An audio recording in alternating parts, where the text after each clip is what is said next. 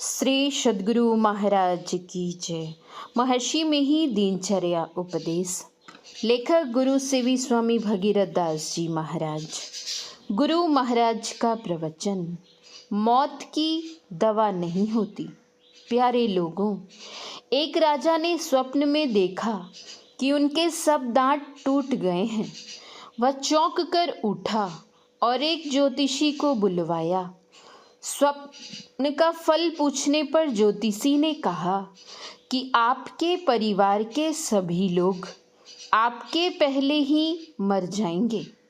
राजा को उसकी बात से बहुत दुख हुआ।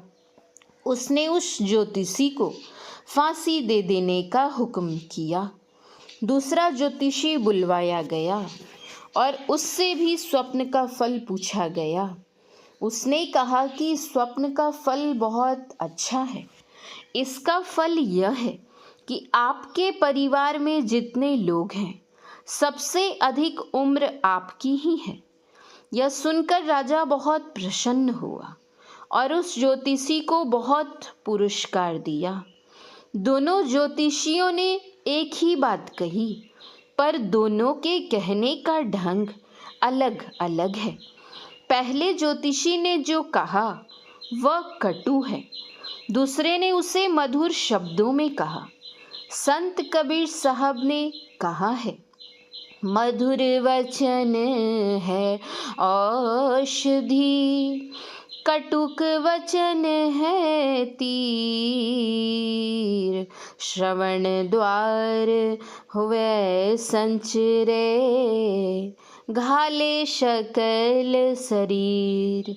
ऐसी बानी बोलिए, मन का आपा खोए। और अन्न को शीतल करे, आपू ही शीतल होए। गोस्वामी तुलसीदास जी ने कहा, तुलसी मीठे वचन ते, सुख उपजत चहुँ ओर। बसीकरण यह मंत्र है, तजी दे वचन कठोर। दोनों संतों के कहने का मतलब एक ही है, लेकिन कहने की कला अलग अलग है। एक जगह कबीर साहब ने कहा है कि कोई तुमको गाली दे तो तुम चुप रहो, उल्टा कर गाली मत दो। गारी आवत एक है, उलटत होए अनेक। कहे कबीर नहीं उलटिए, वही एक की एक। मैं एक जगह पर था, वहाँ एक डॉक्टर भी बैठे हुए थे। बातचीत के सिलसिले में मैंने कहा कि हम लोग तो लहसुन, प्याज, मांस, मछली खाना मना करते हैं। डॉक्टर ने कहा कि लहसुन क्यों नहीं खाना चाहिए? जितनी दवाइयाँ बनती हैं, अधिकांश में लहसुन रहता है। मैंने कहा कि मैं भी कहता हूँ कि गीली मिट्टी लगाकर पकाया हुआ एक पोटिया लहसुन खाए तो वात रोग छूट जाता है। औषधि के रूप में लहसुन खाने की मनाही नहीं करता हूँ, लेकिन मांस, मछली नहीं खानी चाहिए। एक राजा गाय का घी पसंद नहीं करता था। एक बार वह खूब बीमार पड़ा। उसके यहाँ एक वैद्य आया।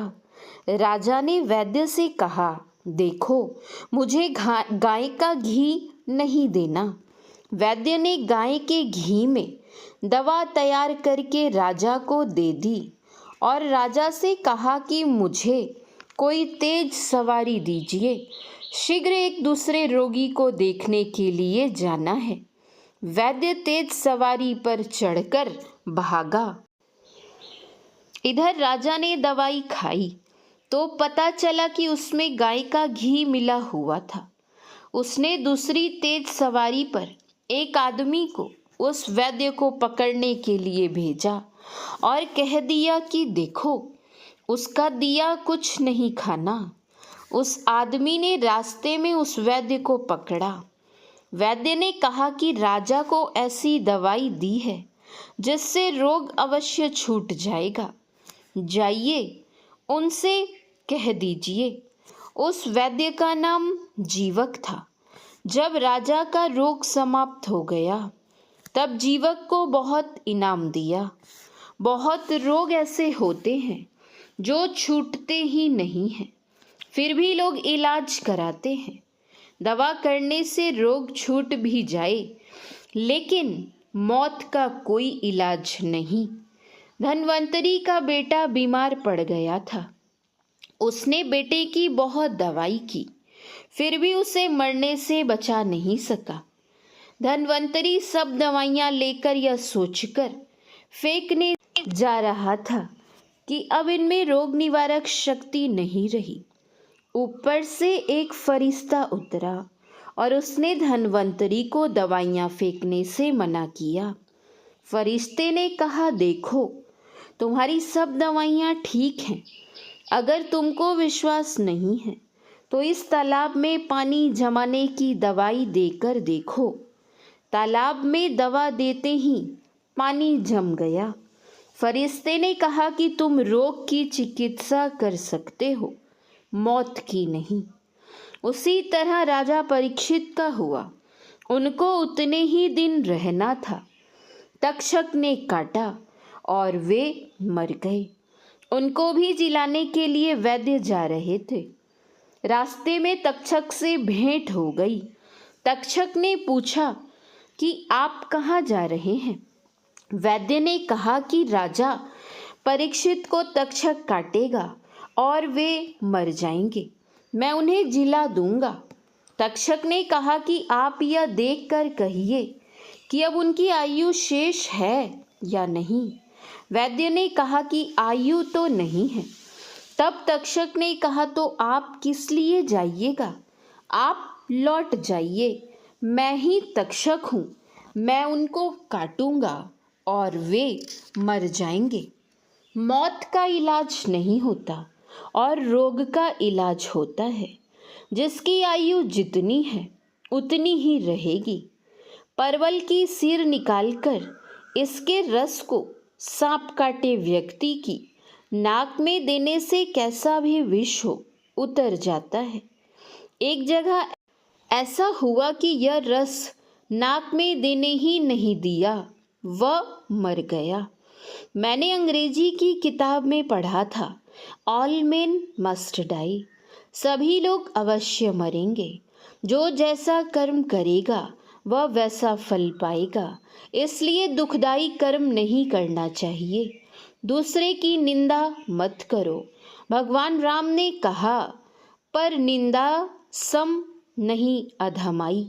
इस वास्ते ईश्वर का भजन करना चाहिए। भजन में त्रैकाल संध्या करनी चाहिए। दिन में स्नान के बाद संध्या करनी चाहिए और सायंकाल में संध्या करनी चाहिए। गुरु सेवा करने का ज्ञान पूर्व से चला आया है। रामायण पढ़ते हैं तो उसमें पाते हैं कि भगवान राम गुरु विश्वामित्र जी के पैर दबाते थे। लक्ष्मण राम के पैर दबाना चाहते थे लेकिन राम दबाने नहीं देते थे। वनवास काल में लक्ष्मण ने 14 वर्ष तक कुछ नहीं खाया था। इसी से मेघनाद मारा गया। भगवान ने सभा के बीच पूछा कि क्यों नहीं खाया, तो लक्ष्मण ने कहा कि आपने खाने के लिए नहीं कहा, सिर्फ कहा लो, तो लेकर रखता गया। जो सदा गुरु के संग नहीं रह सकता है, उसने अगर एक बार भी गुरु को देखा है, उनके वचन को सुना है, उनको मन में बसाए रखता है, तो उस मानस रूप को मानस ध्यान कहते हैं। इसके बाद है विंदु। विंदु में कुछ सुना जाता है, उसको अनहद शब्द कहते हैं। अनहद शब्दों में जो पहले शब्द होता है उसको जो पकड़ेगा वही अंतिम शब्द को पकड़ सकेगा। संत कबीर साहब ने कहा है, साधु शब्द साधना कीजय, जेहि शब्द से प्रगट भय सब, चोई शब्द गही लीजय। गुरु नानक साहब ने कहा, शब्द ततु बिरज संसार, शब्द निरालमु अपर अपार।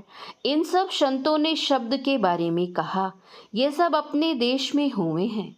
बाइबल में है, in the beginning was the word was with God and the word was God. आरंभ में शब्द था, शब्द ईश्वर के साथ था और शब्द ही ईश्वर था। इसको कोई पादरी क्या समझा सकता है? श्री सद्गुरु महाराज की जय। गुरु महाराज के अनमोल वचन। यहाँ मरना अवश्य है। प्रत्येक आदमी को यह विश्वास है कि यहाँ से चलना है। यह निश्चित नहीं कि कब मौत आ जाएगी। इसीलिए चलने के लिए हमेशा तैयार रहना चाहिए। इसको दृढ़ता से जान लो कि ईश्वर की प्राप्ति देयुक्त रहने से नहीं होता है। आवश्यकता यह है कि एक शरीर को छोड़ो, फिर दूसरे को, तीसरे को, एवं प्रकार से सभी जड़ शरीरों को छोड़ो तो ईश्वर की भक्ति पूरी होगी। श्री सद्गुरु महाराज की जय। श्री सद्गुरु महाराज की जय। श्री सद्गुरु महाराज की जय। जय गुरु महाराज।